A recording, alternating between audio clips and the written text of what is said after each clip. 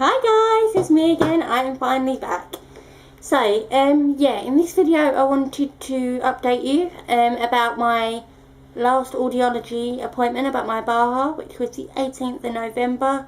So it's not too, and I apologise that we are a little bit out of date because obviously it's now the 27th, but I haven't actually had the time to get around to filming this. Well, I wanted to film it for so long now, but it's just not happened, so I'm very, very sorry. But anyway, I wanted to share this one with you more so than the others, and it probably will be a longer one, but it is such an important video, and I have some good news. So stay tuned and watch the whole full video, and I do apologise for the length it probably will be, and I will hopefully have people watching this all the way to the end. So anyway, I shall start. Yeah, I felt really nervous about my appointment on the 18th, as today's appointment I already knew was with Mr. Joseph, the BAHA surgeon, as well as Rob, who's one of the BAHA specialists. The reason why I was really nervous about this appointment was purely because I knew that today's appointment would be the one where they decide whether I get accepted for the BAHA surgery or if I get declined. My mum came with me to this appointment, seeing as it's all about BAHA, and it was a really important appointment, so yeah. I know I always talk about this in all my videos, but I'll try and cover it really quickly. But because I live quite away from London, it takes me about, normally takes me about 2 hours or so to travel into London. So I'll try and cover this bit really, really quickly because, yeah. So yeah, the journey to travel into London today was really, really quick and straightforward, as there's no, as the trains for once were actually on time. We didn't have to wait longer for a train or anything. And there wasn't any roadworks going on, and there was not too much traffic, so yeah. So yeah, we ended up getting to the Royal National Throat Nose Ear Hospital an hour early, which to be honest that was kind of good because we got a bit of a run around, so yeah, it's kind of good for that reason. So we got into reception, and then they sent us down to the basement where they've got their outpatient department. Went to check in, they went, no, we can't check you in until you've taken a ticket and your number's called. So yeah, we went and got our ticket, waited for our number to be called, got up to get checked in, and they're like, oh, you're in the wrong building. You need to go to the Nuffield Speech and... is it hearing? No, Speech and something building, which is the building next door. And said that I was supposed to be in the children's department. So obviously we queried that because we was like, well, we've just been sent down here from the main reception and I'm 18, why would I be under a children's department? And they're like, oh, well, everyone gets sent down here. And they're like, oh, well, I don't know, maybe you're under the children's department and then you'll get referred here. But we've always been under this bit. But okay, fine. So, yeah, we got told to follow the signs for hearing test and go that way through the buildings, that way. We did that, and then we bumped into a member of staff as like we weren't sure like where we were going. As like we reached children's department, we thought this can't be right. This is not right, sort of thing. And we had a door on the left that we weren't quite sure where it went. Yeah, and the member of staff then ended up taking us back past the original waiting area, then upstairs to where I thought, oh my god, I'll be ordered now. I'm sorry. I promise you the video's not boring as I'm making out to be. Yeah. So he then took us upstairs where I saw Dr. Chan 2 weeks ago. And this time, for once, there actually was a receptionist sitting there. So we said to him, you know, it's our third attempt, are we actually in the right place? This time, thankfully, we were, and they're like, okay, it's fine, take a seat, and that sort of thing. Yeah, while sitting and waiting, I noticed a lady sitting there with their bright yellow cochlear lanyard, which cochlears are make of BAHA, because you've got cochlear and oticon, and there are people that make, like, you know, these bone-anchored hearing aids and bone conduction ones, so yeah, so I find that, and they're quite big companies as well, to be honest, so yeah. And she's sitting there with paperwork and that. I mean, I was interested because I've never really seen someone out wearing one, and I thought, oh, you know, maybe she's waiting for her appointment or something. Maybe she's doing some work representing them. Maybe she's going to be part of our appointment. I don't know. But yeah, I was quite interested, like I say. Anyway, she came over to me. Oh my god, I'll be ordering. This is so annoying. Okay.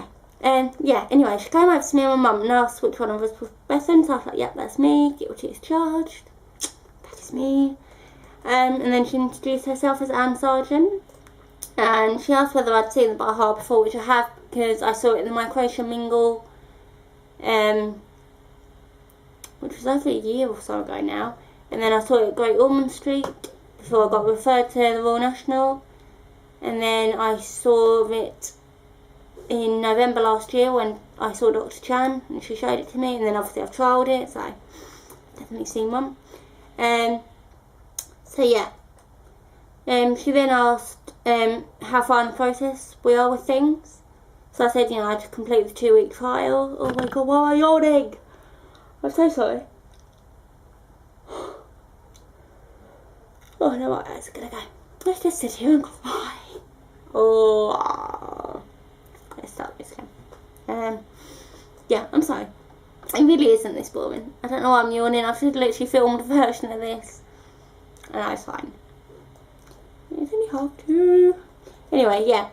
So, yeah, I said, you know, that I just had the BAHA trial and was here hopefully to find out a date and the next step regarding the BAHA. And yeah, us two generally got talking about BAHA stuff and about the appointment today. And honestly, I can't really remember a lot of what we did discuss, but I can remember my mum explained to her like how I've had like no help or support with any of my health or medical conditions, and literally I've had to fight for everything. Like for every bit of help we've had to fight for it.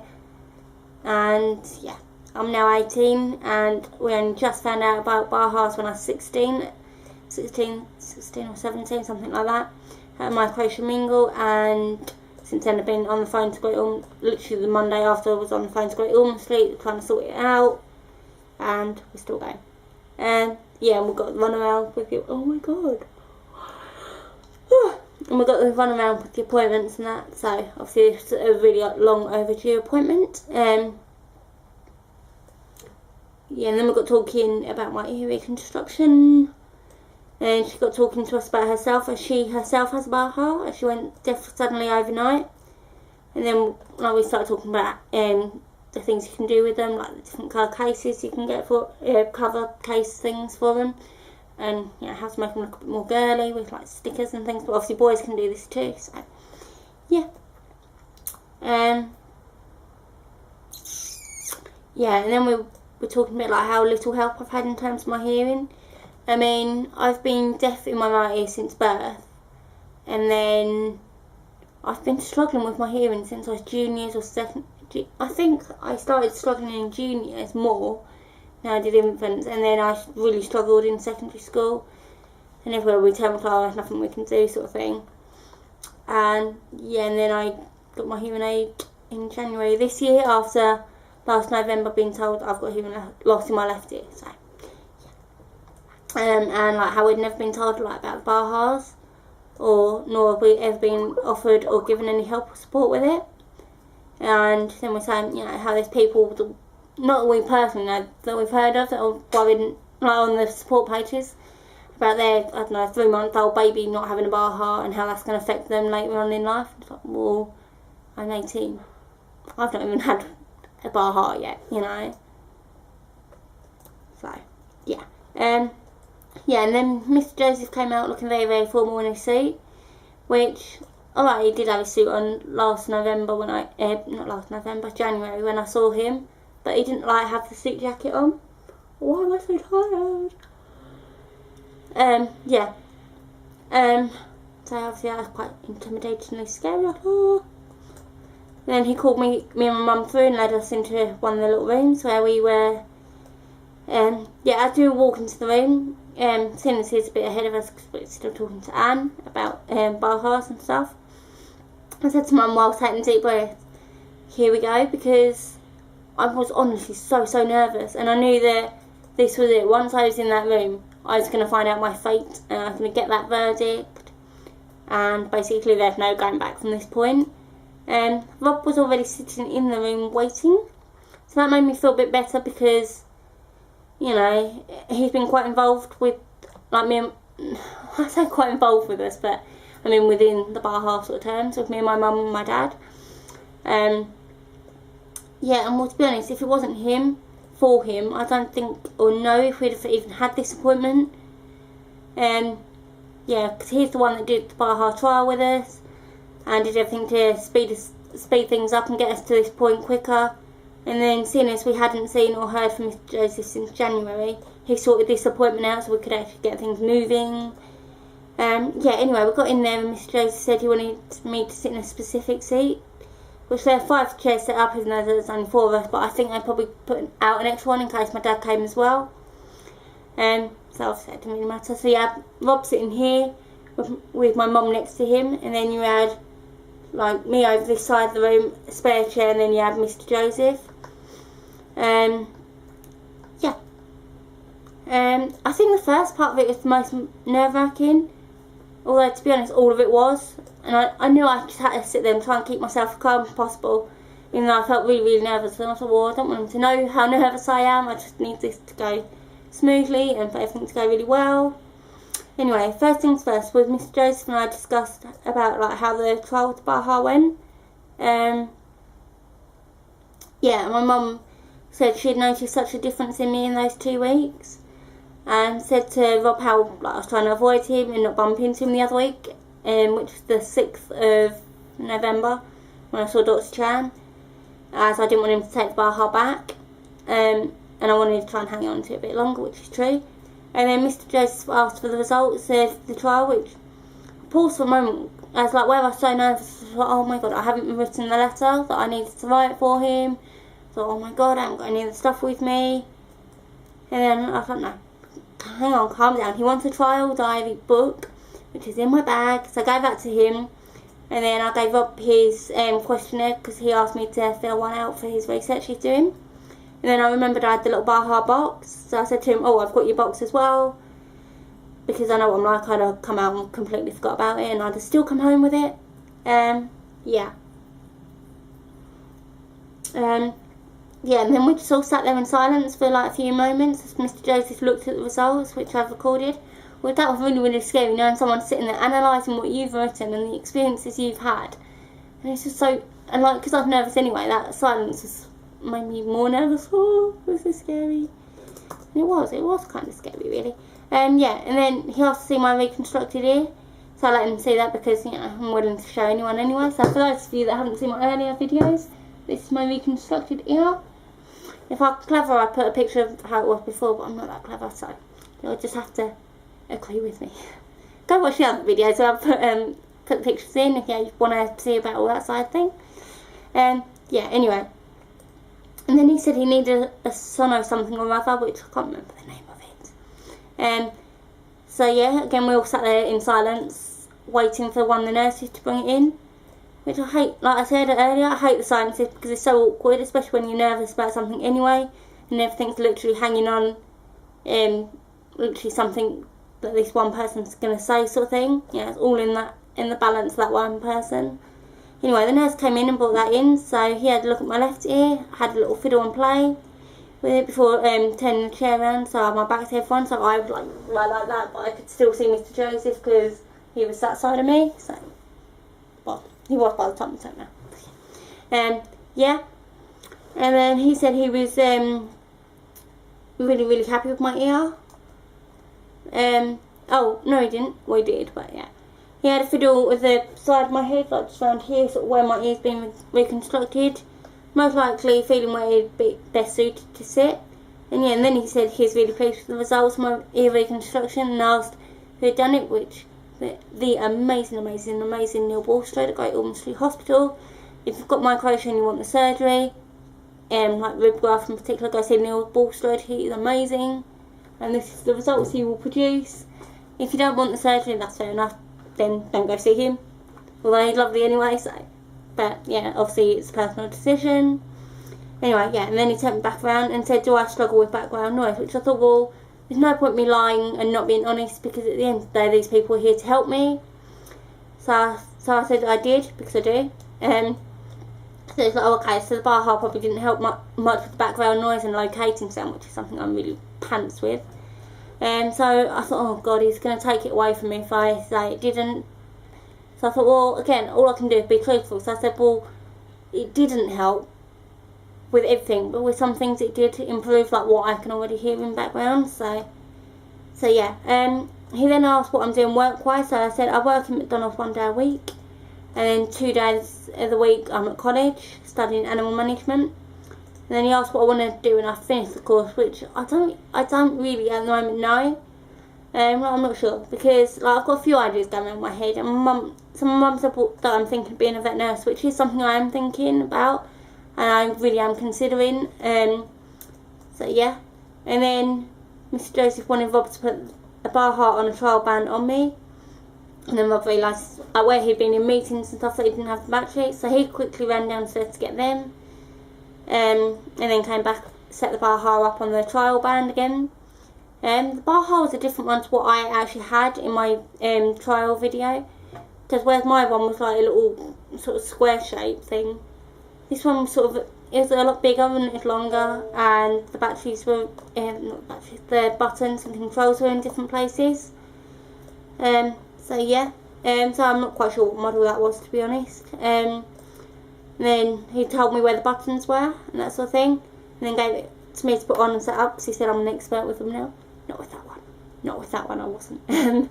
But yeah, putting it on was fine, but I couldn't find the button or the switch or whatever it was that I needed. So I sat there fiddling around for a while, thinking, oh, please come on, please find it, please find it, please find it, please get it turned on, sort of thing. Yeah, after a while Rob asked me if I found it, so I said, no, not yet. Which I was feeling a tad more nervous, as like everyone was silent, just sitting there watching me doing it. And then Rob said to me, was it on? So I was like, no, I don't think so. Thinking, oh my god, what if it is? He takes it off, finds out it is turned on and it is working, because, you know, I thought, then that's not going to prove how much I really want one and how much I need one. Although I knew it wasn't on, but like where I was so nervous I started panicking and stuff. So he said, did I want him to do it for me? So I was like, yeah, please. Because I really could not find that button. We kind of found out I turned it off. That's why it wasn't working. So yeah, Rob turned it back on and sorted it all out for me before putting it on. Which I felt a little dumb and stupid, but then lasted a few seconds as I was just in awe of the fact that the BAHA was on. And I was able to hear again, because literally, it doesn't like take a few minutes or so to kick in. Literally, as soon as it touches the skull bone, it's instant. It's amazing. It's made everything so much better than, yeah. Weirdly, that last part of the appointment when I had it on, I felt so much more confident and not as nervous, like getting through it all. Mr. Joseph then asked me like how it all sounded now I had the BAHA on, which in honesty, there never has been. I don't think there ever will be a word that will describe it, because I don't know, it's just such an amazing thing really. And yeah, I just can't even describe it in this video now, to be honest. It's like, I don't know. Unless you've gone through it, you'll know what I mean. If you do, leave me a comment telling me how you would describe it, because I don't know how to describe it. But yeah, so all I could say to him was it sounded a lot better, because it did. You know, and that's the only way I could describe it to him, really. Yeah, then Mr. Joseph went on to say he thinks I might be a suitable candidate, which at that point that didn't excite me or anything, because, you know, about 5 or 6 people have now told me that I'm a candidate, and then we've just hit that brick wall and not got anywhere, because obviously we've had to see Mr. Joseph for things to go further. So we've always been like, yeah, we think you might be a candidate, brick wall, waiting to see Mr. Joseph, sort of thing. So yeah, and then he said, oh, did I have any questions or anything? So I was like, no, I don't think so. Mum was like, no, she didn't think she did either. And she said that I'd just like to get a date and get on with it and just get the surgery done and that. Which I had to agree with, because that is exactly true and that's exactly how I'm feeling, sort of thing. So yeah. And then my mum said to him how, you know, it'd make my day if he could give me a date for it. And he goes, okay. And then there's like a pause. And he's like, and then he turned to me and said, did I want him to put me on the waiting list? Which I sat there thinking, if this some sort of joke, because of course I wanted to be put on the waiting list, sort of thing. So obviously I said yes to that. And he's like, okay, do you want to know how long it'll be? So I thought, yeah, okay. But then when he said waiting list, I started thinking, oh great, I'm going to be on a waiting list for God knows how many years or whatever. You know, or it's just the waiting list to get, to apply for the grant, like as in having to pay for it myself and waiting to get the money, sort of thing. So I thought, oh God, here we go, sort of thing. And he's like, okay, well, it'll be 3 to 4 months, which is nothing compared to what I was expecting, to be honest. And that is actually for the surgery. Like, we've not got to wait for the funding or anything. So that is a lot quicker than what I thought. Well, to be honest, it generally is nothing. It's like, it's nothing, literally. Get Christmas out of the way and he's put him right there. Because we worked out the earliest it'll be is February and the latest it'll be is March. So we're like, well, that's nothing. Hurry up and get Christmas out of the way, and then we can get on with it. But yeah, so and then it's like, okay, all you need to do is wait for the admissions letter to come through, which is like the letter that tells you all the details about the surgery, tells you the date, tells you the time, that sort of thing. And so Mum was like, okay, do we need any more appointments or anything, or is this it, sort of thing? And it's like, no, that's it. Just wait for the letter to come through. And then Mr. Joseph told me I had to give the BAHA back to Rob again. I hate that part. But obviously it's fine. But yeah, after that we were done, and that was it. I'd actually gotten my yes for surgery. That's the best feeling ever. Although at the time it hadn't sunk in. And even like when I was shaking Rob's hand, saying thank you to him, and my mum was shaking Rob and Mr. Joseph's hand, saying thank you to them. Yeah, it hadn't sunk in then either. We went into reception to hand the paperwork in, like the form and that, to say that we were waiting on the admissions letter and stuff. And we're still in the waiting areas, and she asked like how I'd gotten on, so I said to her, oh yeah, we've got the go ahead, I'm on the waiting list. And she literally jumped out of her seat, gave me a massive hug and said how happy she was for me. And she got a little bit emotional as well, actually. You know, because she actually understands what I'm going through. I mean, a lot of people go, oh yeah, I get it. Well, I'm not being funny, but unless you actually have my operation, you have this hearing loss, you won't and you don't get it. Even my mum and my dad don't get it, you know. So she understood how much of a big deal this was for me. As obviously herself, she's gone through this. You know, and then I just looked at my mum and she was crying. And Anne was hugging us both, and I was like, oh my god, this is actually real. This is really actually happening. And I was like, yeah, and I just got my yes, and I just started crying too. So, yeah, it's a complete bloodfest with me and my mum just standing there in the middle of the waiting room, just crying our eyes out. But they were happy tears. That's all that matters. But I was just so happy that we finally got there, sort of thing. I mean, that's like made my year, my day, my month. It's made everything. Yeah, I'm also going to be registered deaf soon, but I'll probably talk about that in my next video because, yeah, I don't want to take it away from all this BAHA excitement. So yeah, we'll talk about that in the next video because although I've been approved for it, I've still got to wait for the assessment, so I'll just shove that in the next video. And yeah, and then it was off home. It was only on the way home that me and my mum realised actually we did have loads of questions and we hadn't even thought to ask. I was like, oh my god, what about this? But we'll find out the answers. And yeah, I'll keep you up to date with everything. And I'll see you next Wednesday. I'll see you soon. Bye!